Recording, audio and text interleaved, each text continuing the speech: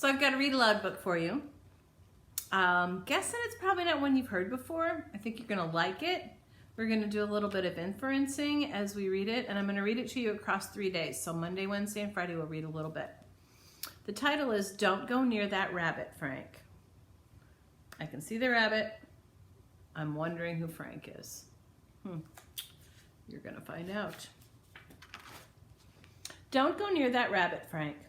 Written by Pam Conrad and illustrated by Mark English. Usually authors and illustrators do something called a dedication to people that are important to them. So in this book, the author dedicated the book to Bob and Eleanor Palmer, my neighbors on Morris Avenue, and Carol, Francis, Katie, Patrick, and Timmy Feehan, my neighbors on Cedar Avenue. And Mark English, the illustrator, dedicated it for Emily and Sarah, Rachel, Kaylin, Anosha, and Austin. And here we go. There are not a lot of pictures in this book, so I'm not necessarily going to be showing you a lot of pictures, but you can create one in your head. That's what good readers do when they read. Philip Russell Jenkins and his sister Koch lived at the edge of a brand new neighborhood that had been built right where Old Man Hoover's potato farm used to be. Not many people knew it had been a farm, but the Jenkins family knew because they lived on the edge of the neighborhood, and their neighbor on the west fence was Old Man Hoover himself and his wife, Mrs. Hoover. I can see that there's Mrs. Hoover. I'm thinking that must be Old Man Hoover. That's my guess. The Hoovers lived in the same old house they had lived in for over 50 years. Only now, instead of looking out over acres and acres of potatoes, they looked out at Philip's house and at all the other houses with their symmetrical roofs and chimneys and neatly clipped lawns. When Philip and his sister were younger and had first moved to the neighborhood, their father bought them a puppy that their mother named Frank. Oh, Frank, rabbit. Frank was more like a bear cub than a puppy, with his big feet and his wide mouth. And everyone was sure he'd grow into a handsome pet. Everyone, that is, except Old Man Hoover. So here's my background knowledge. I know that puppies have a lot of energy. I know that when puppies have big feet, it usually means they're going to be a big dog. And the text evidence says everyone thought he'd be a handsome pet. Everyone except Old Man Hoover. So I'm going to infer that Old Man Hoover doesn't like Frank. The author never told me that. I had to use my background knowledge and my text evidence to make a smart guess. Let's keep going. Old Man Hoover stood glaring at Frank across the fence. The giant trees behind him made him seem almost like a dwarf in the snow. If that dog comes anywhere near my prize rabbit, he warned them, I'll load my rifle and shoot him dead. Frank, the puppy, not understanding a word the old man said, romped through the snow to where Old Man Hoover stood and threw himself against the fence in a fit of abandoned joy. What prize rabbit is that, Mr. Hoover? Asked Philip's mother, ignoring the part that Philip wanted to ask, which was, what rifle is that? Come around to the front gate, Old Man Hoover demanded. I'll show you. But he sounded like they were interrupting something important. A rabbit, said Koch, a real rabbit with fur and rabbit's feet. Can we go see him, Ma? Can we? Koch jumped up and down, and Philip thought she might throw herself against the fence just like Frank had. Mrs. Jenkins scooped up Frank from the snow and shooed him in the back door to their kitchen. Let's go see the rabbit, and maybe we can get to know this cantankerous old farmer.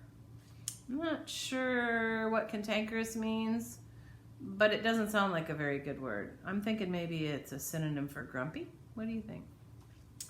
The Jenkinsons had been living in their new house since the autumn, and Old Man Hoover had barely nodded to them before. Now he was opening the front gate, and when he saw them coming, he turned without a word and walked toward his barn. They followed him to a small wooden hutch that was nestled on the ground. This is a hutch. This is where rabbits live, in a hutch. Usually outside. They're not usually pets that live in a house, but sometimes they do. There was a well-worn path all around it in the snow, and icicles as thick as Philip's thumbs hanging from the sides. And inside was the fattest, most gigantic rabbit that Philip and Koch had ever seen. It slept against the chicken wire, and a fringe of white fur stuck out. Koch smoothed her fingers through it and sighed. Philip didn't know what the old man was worried about. He could see no way Frank could get that rabbit. No way. Old Man Hoover lifted the latch on the hutch and coaxed the fat rabbit out in his arms. A smile crept across his face, and he looked as awkward there as fine china on a barbecue table. Old Peter here's 15 years old, won 10 blue ribbons himself in Best of Breed, and has sired countless offspring that have gone on to win awards too. He held the fat rabbit in his arms like you'd hold a big fat pig. Philip hadn't known rabbits could get so big. Okay, so I'm going to stop for a minute and make an inference here. Here's my background knowledge. This is what I know. I love my dog, and I'm proud of what she could do. Molly, where you at? Oh, I hear her. Come here, Molly. Come see my friends. Look. Can you jump up here and see my friends? Come here. Get up here. Oh, there's Molly. She's such a good dog, and I'm so proud of her. Yes, she is. Okay, that's enough, though. I've got to keep reading. Sorry, you guys.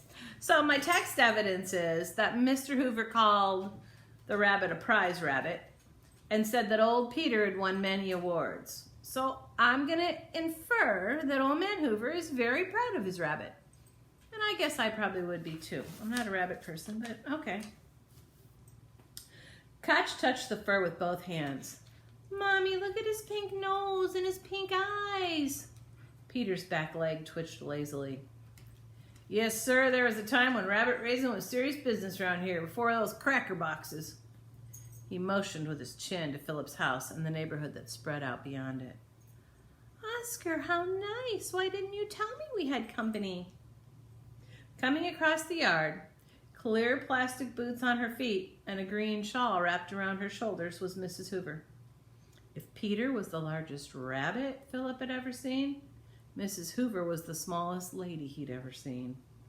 She was not much bigger than Koch, and her hands and feet were smaller. But Philip could tell that unlike Frank and his sister, Mrs. Hoover wasn't going to get any bigger. Philip's mother extended her hand to Mrs. Hoover, who took it in her own.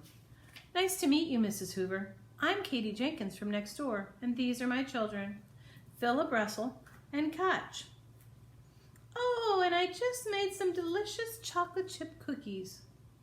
Okay, I'm going to stop for a second and make an inference. So, here's what I know. People like to have company, especially now when we can't really have any company. And if I were having company come to my house, I might serve them cookies or some other kind of a dessert. And the text evidence, Mrs. Hoover says, oh, Oscar, how nice. I didn't know we had company. And she also said, I just made some delicious chocolate chip cookies. I'm thinking she's going to invite them in. How did I know we'd be having company? Well, come along. Mrs. Hoover clapped her tiny hands and headed back to the house without waiting to hear what old man Hoover had to say. Oscar, she commanded over her shoulder, bring Peter into the house a while and we'll show our neighbors all his awards. The Hoover's house was as tiny as they were. Small hooked rugs were scattered here and there. The chairs were all small, with tiny lace doilies pinned to their arms. Maybe your grandmas have doilies. There's like little lacy things. Sometimes they're on the back of the chair. Sometimes they're on the arms. The Hoover's house was as tiny as they were. Oh, I read that, sorry. Philip's mother's head almost touched the ceiling beams. Once they were inside, they all removed their boots. Mrs. Hoover secured the door. Then old man Hoover let Peter down on the floor, and the rabbit ran right for the fireplace, where he scrambled in over a pile of wood and settled down. Come out of there, Peter, the old man scolded. You see, Gloria, he doesn't listen in here. I never should have brought him in. Now look, he's full of soot. Mrs. Hoover winked at the children. That old man thinks that rabbit is a genius. Fact is, he's as dumb as a stump. Old Peter, that is. Some tea, Mrs. Jenkins? Philip watched the old man lift the rabbit from the fireplace and brush him off carefully. The entire fat underside of the rabbit was black. Now look, old man Hoover was muttering. I just warned those youngsters to keep their hound dog away from our hutch, that's all. Had no intentions of inviting the entire family to dinner. Hush, hush, the old woman scolded. And just as Philip's mother had shooed Frank into the kitchen, the old woman shooed her husband and the giant rabbit out the door. When she brought the cookies in, she whispered, I don't know what Oscar would ever do if something happened to that old rabbit. It's all he has left of our farm, you know. I don't know what he'd do. Old Mrs. Hoover shook her head wistfully, and while she showed Koch and her mother the album of all of Peter's awards and newspaper clippings, Philip stared at old man Hoover's rifle, which stood just behind the door. If you look really carefully in this picture, he's staring at the rifle. There it is.